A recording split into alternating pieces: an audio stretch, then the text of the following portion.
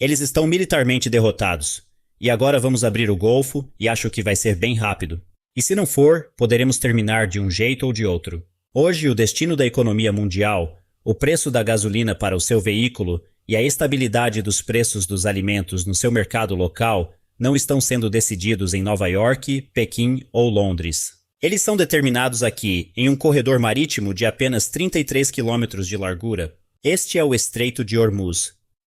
Imagine uma rodovia muito estreita, mas em vez de carros particulares ou ônibus intermunicipais, ela transporta um fluxo de 21 milhões de barris de petróleo bruto todos os dias. Esse número equivale a 21% do consumo total de petróleo do mundo. Se este estreito fosse bloqueado por apenas uma semana, a inflação global não seria mais apenas um número entediante no noticiário econômico, mas uma realidade amarga que atinge diretamente todos os nossos bolsos. O preço do petróleo poderia disparar para $200 por barril em questão de dias. Muitas pessoas ainda pensam que esta guerra é apenas sobre quem tem as maiores bombas ou o maior número de tanques. Essa é uma visão antiga. Em 2026, a guerra moderna é sobre logística, cálculos de custo e resiliência financeira. Hoje vamos dissecar um cenário de análise assimétrica que os especialistas em geopolítica mais temem. Podem os Estados Unidos fechar completamente o acesso do Irã ali? E como o Irã responderá de uma forma nunca antes prevista? Passamos para o primeiro capítulo, a estratégia do escudo invisível. Se os Estados Unidos decidirem tomar uma ação ofensiva, eles não atacarão às cegas, enviando milhares de soldados para a costa. Eles usarão uma estratégia que chamamos de estratégia do escudo invisível. Nesta estratégia, podemos dividi-la em várias partes. Primeiro, a guerra eletrônica. Na guerra eletrônica, o sistema de armas não são mísseis, mas ondas eletromagnéticas. A América implantará aeronaves e a 18G Growler para conduzir uma guerra eletrônica total. O objetivo é singular: tornar o Irã cego. Em cálculos militares, o radar são os olhos. Sem radar, os preciosos mísseis antinávio do Irã, como o Nur ou o Gadir, perderiam o rumo. Dados mostram que, sem uma orientação precisa por radar, a eficácia desses mísseis pode cair em até 80%. Comentário: este número é significativo porque marca uma mudança fundamental da guerra cinética para a guerra de informação como o ato de abertura de um conflito. Historicamente, a superioridade era estabelecida por bombardeios físicos. Agora, a primeira batalha é vencida ao paralisar a rede de sensores do adversário, uma doutrina que nunca foi testada em larga escala entre atores estatais com capacidades robustas. Os Estados Unidos querem vencer a batalha antes mesmo que o primeiro tiro principal seja disparado, cortando completamente a comunicação e a navegação do oponente. A segunda parte da estratégia do escudo invisível é o matador de drones. O Estreito de Hormuz é tecnicamente muito raso. Sua profundidade média é de apenas cerca de 50 metros e, em alguns pontos principais de navegação, a profundidade é muito menor. Isso torna difícil para os submarinos de propulsão nuclear da classe Ohio da América manobrarem livremente sem serem detectados.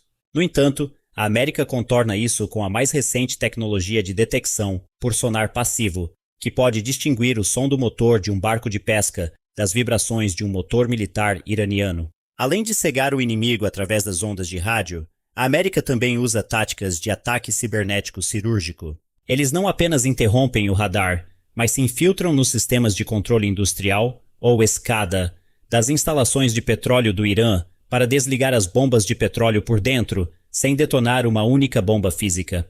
Além de cegar o inimigo, a América também preparou tecnologia para combater ataques de drones em massa, ou drones enxame, que são a especialidade do Irã.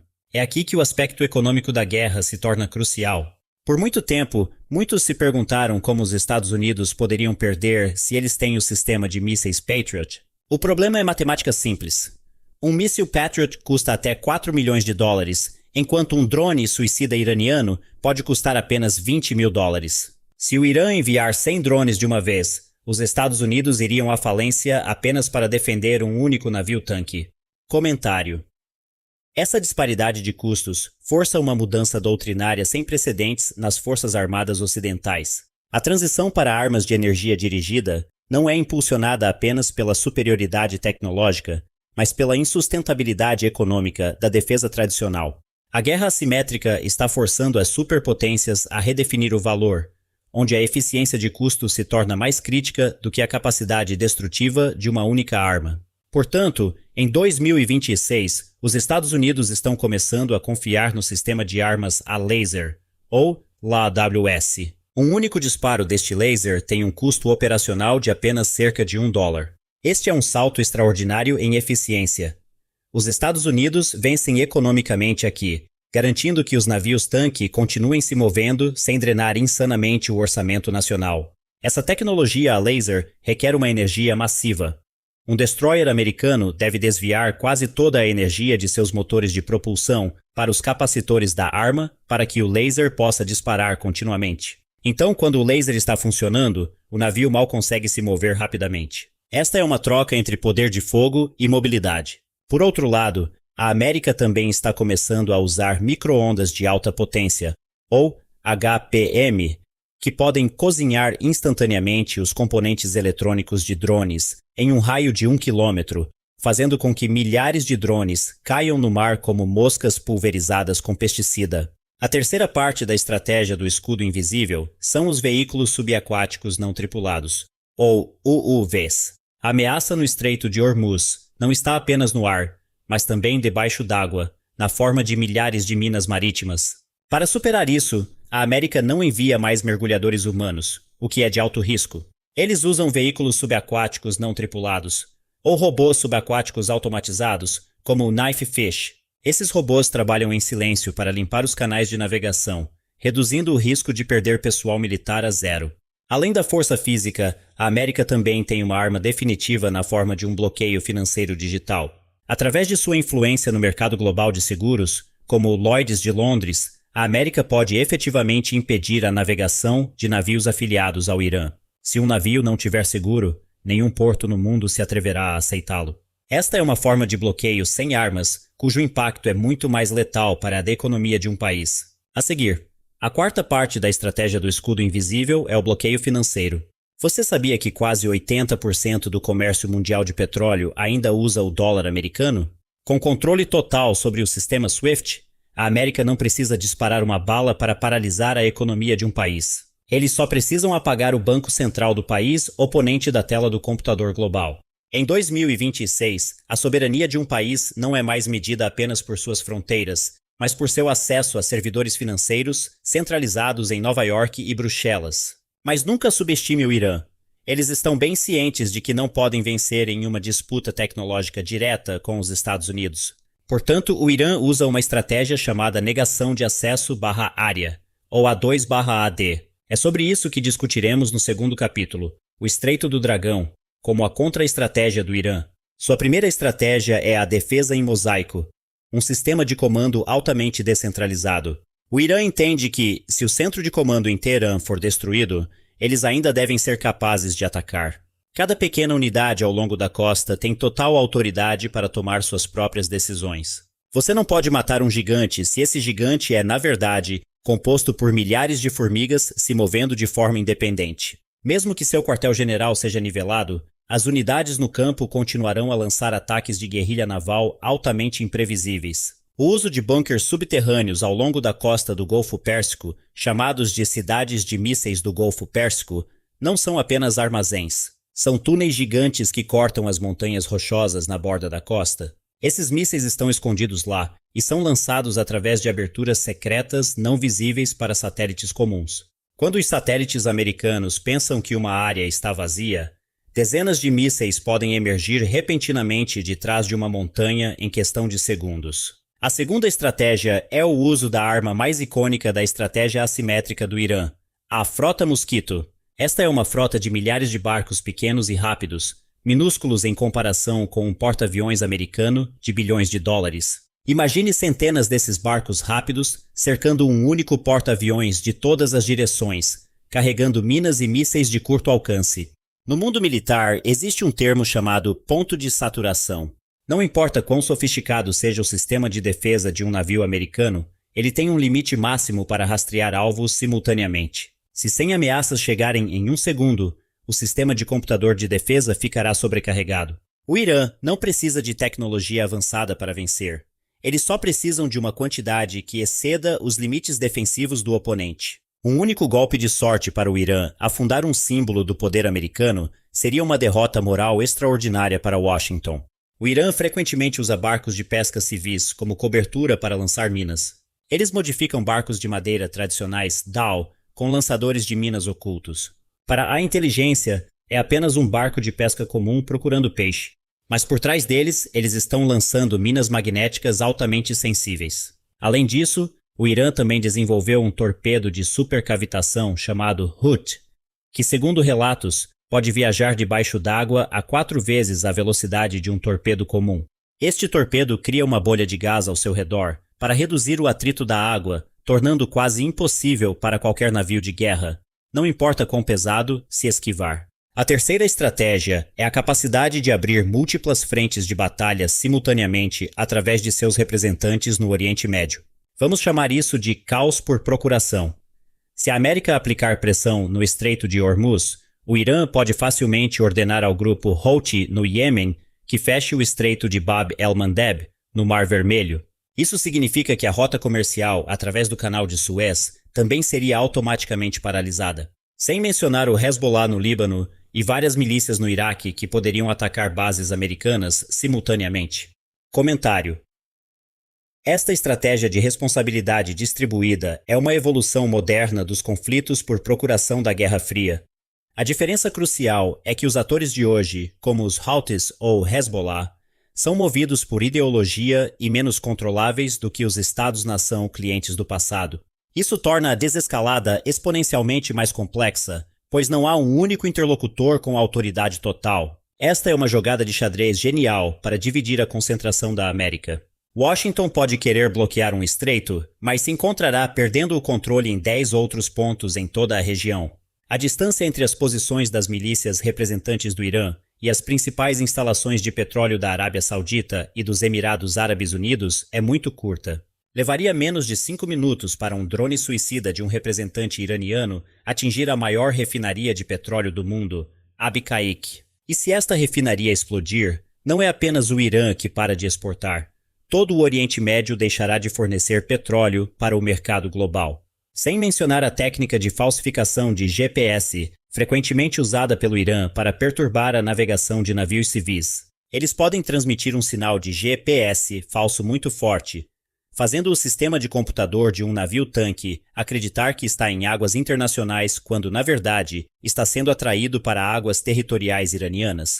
Uma vez que o navio entra, as forças da Guarda Revolucionária descem de helicópteros para tomar a embarcação como refém político. Isso não é mais sobre guerra aberta, mas sobre uma guerra de nervos diplomaticamente exaustiva. Nós que estamos apenas assistindo já estamos cansados. Agora chegamos à pergunta mais importante. Quem realmente venceria neste cenário? Quem vence no papel versus na realidade? Primeiro, vamos olhar para a realidade. Em termos de poder militar convencional no papel, os Estados Unidos têm uma vantagem absoluta. Eles têm satélites, lasers e tecnologia furtiva que o Irã não possui. No entanto, no mundo real de 2026, a vitória não é mais medida por qual bandeira trêmula sobre os escombros. A história registrou que em 1988, durante a Operação Louva a Deus, a América foi capaz de destruir a marinha iraniana em apenas um dia. Mas naquela época, a economia mundial não era tão profundamente dependente da cadeia de suprimentos global como é agora. Hoje, o dano causado por um conflito em Hormuz não seria sentido no mar, mas nos bolsos de cada cidadão do mundo. No entanto, também precisamos verificar os dados. Em 1988, os Estados Unidos acidentalmente derrubaram um avião civil iraniano, o voo 655 da Iran Air, devido a uma identificação incorreta do radar no caos da guerra. O incidente matou 290 civis. Em 2026, com a presença das redes sociais e notícias instantâneas, um único pequeno erro como esse poderia desencadear um boicote global aos produtos americanos em todo o mundo muçulmano e outras nações em desenvolvimento. A guerra não é mais apenas sobre balas, mas sobre percepção e narrativa pública na internet. Uma análise aprofundada mostra que a verdadeira vitória em um conflito moderno pertence a quem consegue suportar melhor as perdas financeiras. A América pode ser capaz de destruir o exército do Irã, mas queimaria trilhões de dólares no processo, causando uma crise econômica global que poderia derrubar qualquer governo no mundo.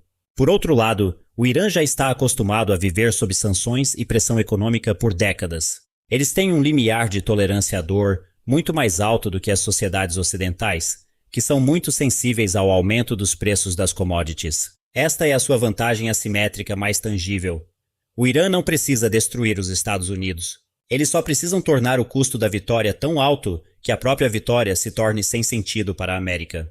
Você sabia que o Irã tem as segundas maiores reservas de gás natural do mundo, depois da Rússia? Se eles conseguirem atrair a Rússia para uma aliança energética durante um conflito, então toda a Europa e Ásia experimentariam uma crise energética total. A China, como maior importadora de petróleo do Golfo Pérsico, também não ficaria de braços cruzados. Uma vitória americana no Estreito de Hormuz poderia significar a destruição das relações diplomáticas com Pequim. A América está preparada para lutar contra o Irã enquanto enfrenta simultaneamente sanções econômicas da China? Este é o cálculo que torna o Pentágono muito cauteloso. A conclusão que podemos tirar dessa dinâmica é que o Estreito de Hormuz não é apenas uma questão de fronteira, mas o coração do sistema capitalista global. A tensão ali provou que mesmo a tecnologia mais avançada pode ser neutralizada por uma estratégia simples, porém brutal. Os Estados Unidos têm uma espada muito afiada. No entanto, o Irã tem 1000 espinhos espalhados pelo chão.